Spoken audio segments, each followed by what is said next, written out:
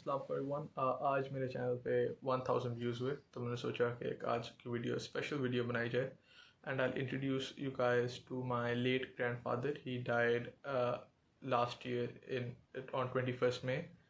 So he is the person who has had the most influence over my chess journey as a whole. So he was born in 1940 on a small village called Lala Musa, which is a few kilometers away from Lahore.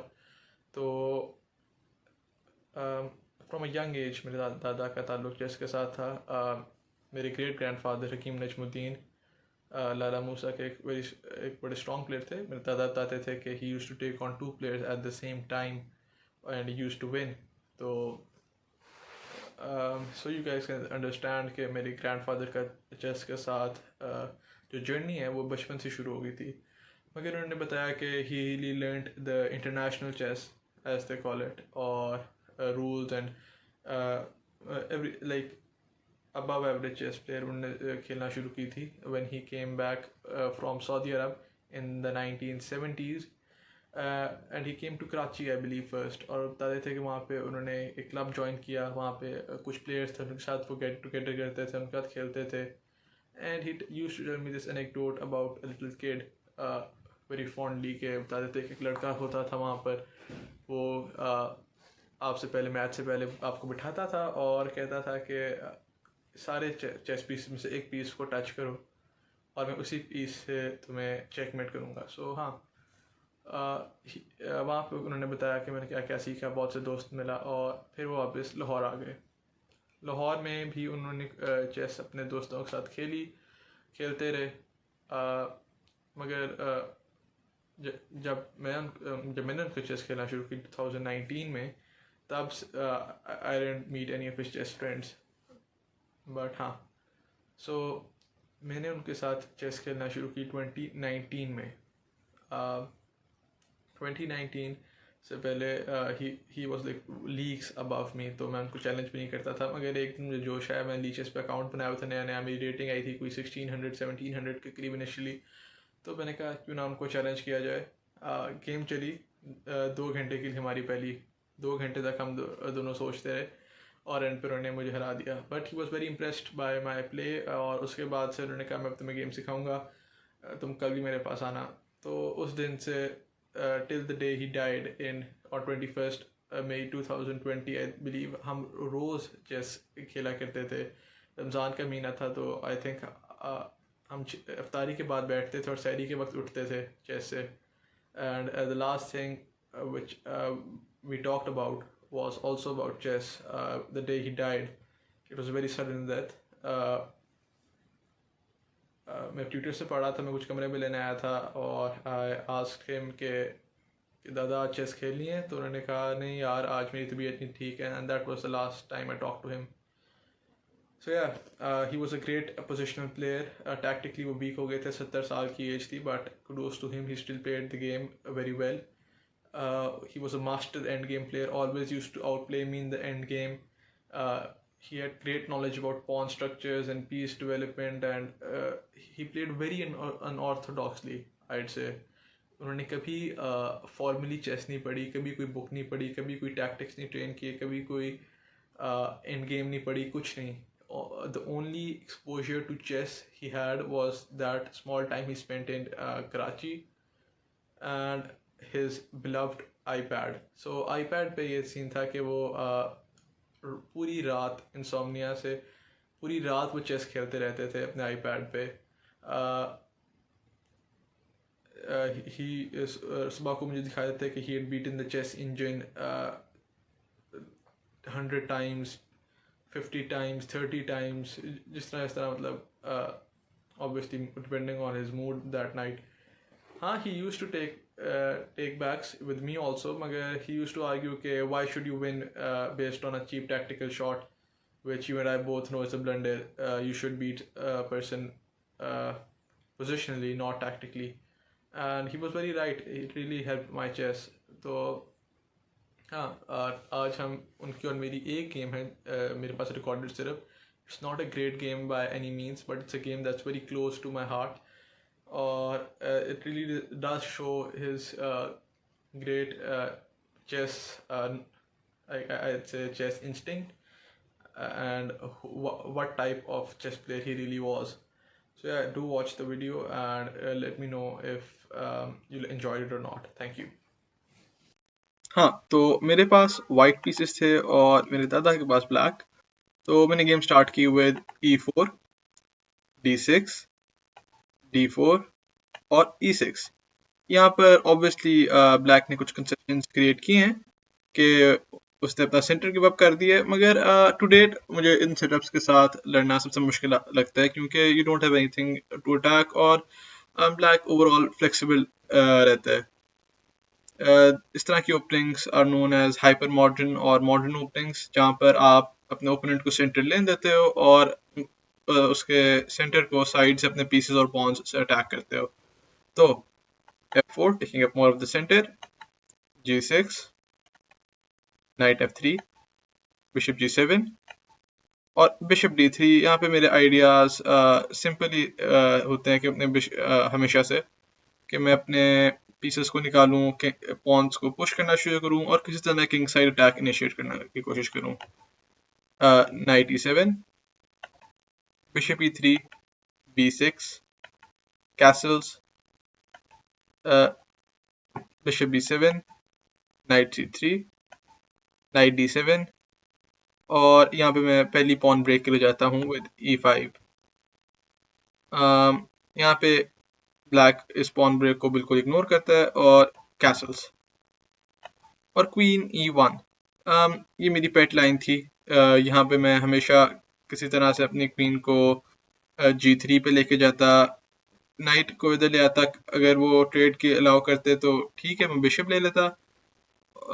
अगर वो night for bishop करते तो मैं अपना bishop यहाँ पे ले जाता और ओवरऑल किसी तरह एक king side attack with H4 H5 और नाइट यहाँ पे अटैक को मतलब कोशिश करता। हाँ, मगर very well timed pawn push by black C5। यहाँ पर मैंने d takes C5 किया था, मगर एक अल्टरनेटिवली यहाँ पे एक बड़ी इंटरेस्टिंग लाइन थी। अगर मैं e takes D6 करता तो bishop captures F3, d captures E7, queen E7, d captures C5, bishop C5, C captures B6 और A captures B6 के बाद हम देख सकते हैं कि ब्लैक इज डाउन अपॉन, मगर पोजीशन रिलेटिवली इक्वल है। यहाँ पे उसके ब्लैक के पीसेस ऑब्वियसली मोर एक्टिव हैं, मगर I mean it's hard to say. Position equal है मगर ब्लैक डज हैव कॉम्पनसेशन, और जब इंजन कहे कि पोजीशन इक्वल है and you are down a pawn, तो आप समझ लीजिए कि it will be a very difficult position for your opponent to play. So C5 के बाद d कैप्चर C5 खेला गया था। Knight captures C5, very strong piece on the C5 square now. Rook D1, Bishop captures F3। यहाँ पर मेरे ख्याल से बेहतर था Knight captures D3, उसके बाद Rook captures D3 और Knight D5, Knight captures D5, Bishop captures D5। एक बहुत ही स्ट्रॉन्ग पोजीशन होती है ब्लैक के लिए। आपके रुक्स ओपन फाइल पे आ रहे हैं, क्वीन यहाँ से यहाँ आ सकती है, और if ever black decides to take तो आपका ये वाला बिशप भी खुल जाएगा। But okay, bishop captures F3 was played. We had rook captures F3, knight captures D3, C captures D3।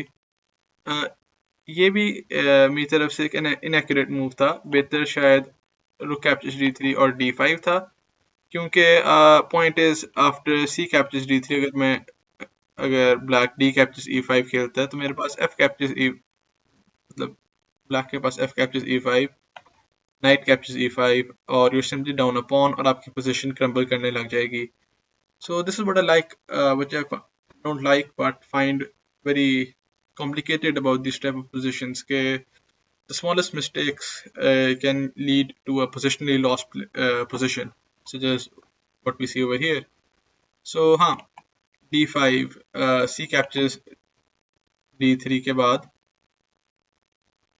he didn't go for the D captures E5 idea, rather in a very typical way which he used to play, वो d5 का creating a potential pass pawn अगर इस pawn पे attack करने के बाद अगर होता है।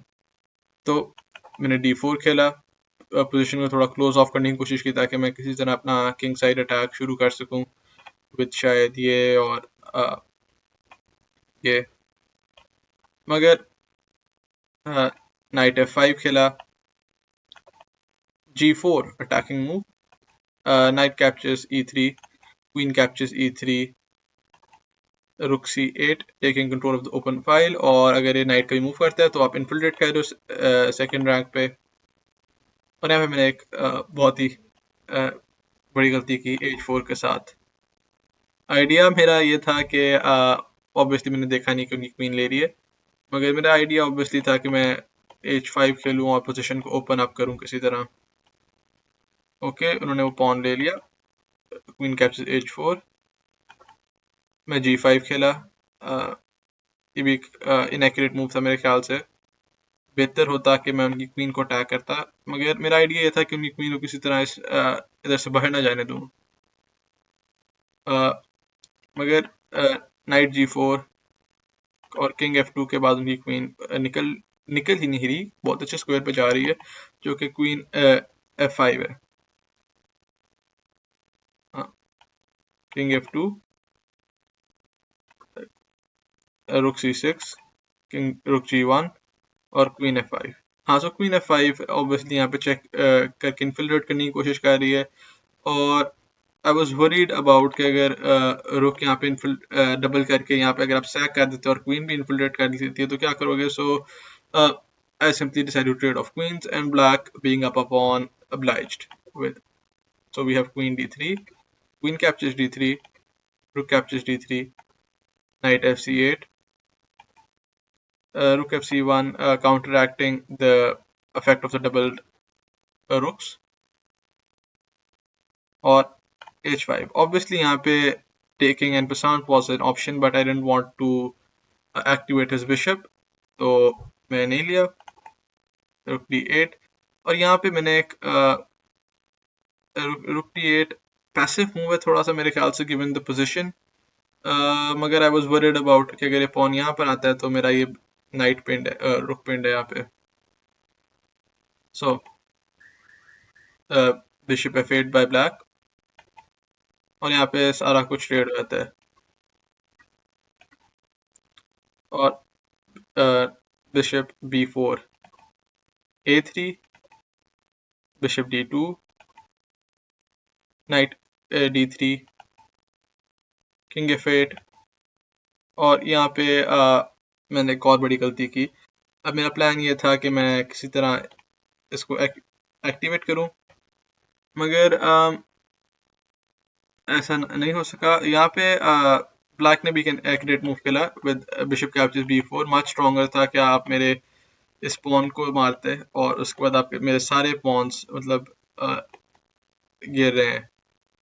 But being a very positional player and probably he wanted to teach me something, उन्होंने bishop captures b4 खेला, a captures b4, b5, और this is a winning end game now for black because of he's simply up a pawn. So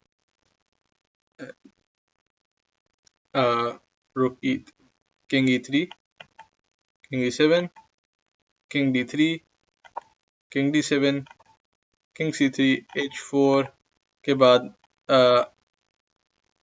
obviously pawn unstoppable और queen करेगा तो कुछ moves तक game गई, and over here I realized that the position is lost and I resigned.